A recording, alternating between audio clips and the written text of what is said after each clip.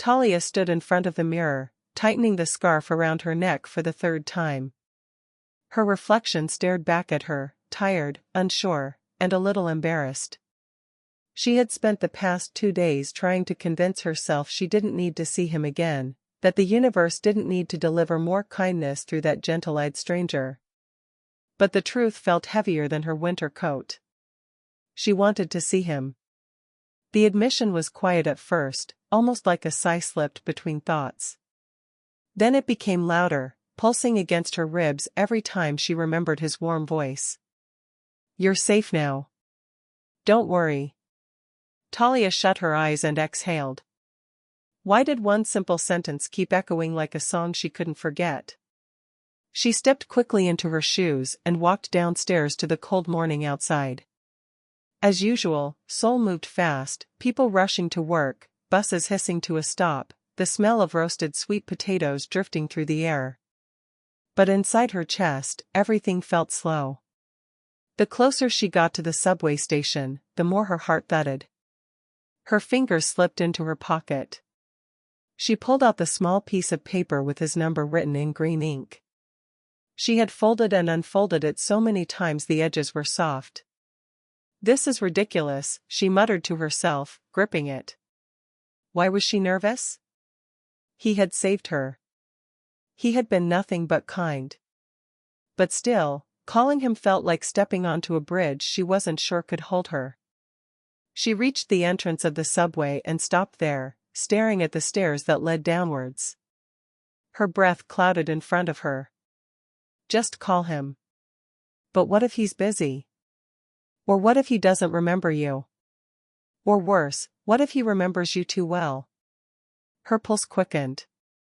She ducked into a quiet corner beside the station wall and finally pulled out her phone. She typed the number in, slowly, like each digit was a decision. She hovered her thumb over the call button. Then slipped her phone back in her pocket. "Nope. Not doing this," she whispered, shaking her head. Her chest felt tight. A strange mix of longing and fear. She walked to the ticket machine, determined to focus on something else, anything else. As she reached for her transportation card, she froze. He was standing right there. Jisoo. Scrolling through his phone. Oblivious. Calm. Completely real and impossible at the same time. Talia's breath caught. Her entire body felt like it had stepped into warm water. For a long moment, she didn't move.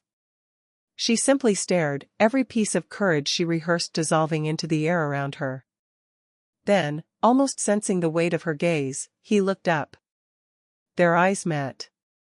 A gentle surprise lit his face, followed by something even softer. Something like relief. "You're here," he said, stepping toward her as if he had been waiting all along. His voice wasn't loud, but it settled into her bones like warmth. Talia swallowed, suddenly aware of how cold her fingers were inside her gloves. "Yeah. I was just, getting a ticket." He gave a small smile. "Are you okay? The other night, you looked really scared." Her cheeks heated. "I'm okay. Thanks to you." He nodded, shoulders relaxing slightly, as if those words mattered more than she realized. A passing crowd brushed between them, but neither stepped away. "So," he said, shoving his hands into his pockets with shy confidence, "are you free today? Maybe I can show you around properly. Daytime Seoul is much kinder." Talia blinked. It wasn't a dream.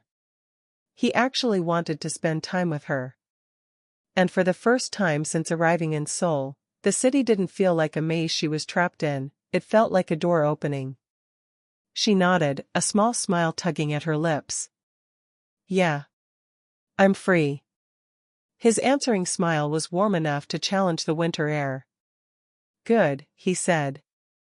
"Let's go then." As they walked toward the train together, Talia felt something she hadn't felt in a long time. Hope. Quiet, unexpected, and terrifyingly beautiful. The kind that begins with a simple call she never made. And a stranger she somehow found anyway. Like, subscribe, and hit your notification button if you're loving Lost in Seoul. Episode 6 will change everything.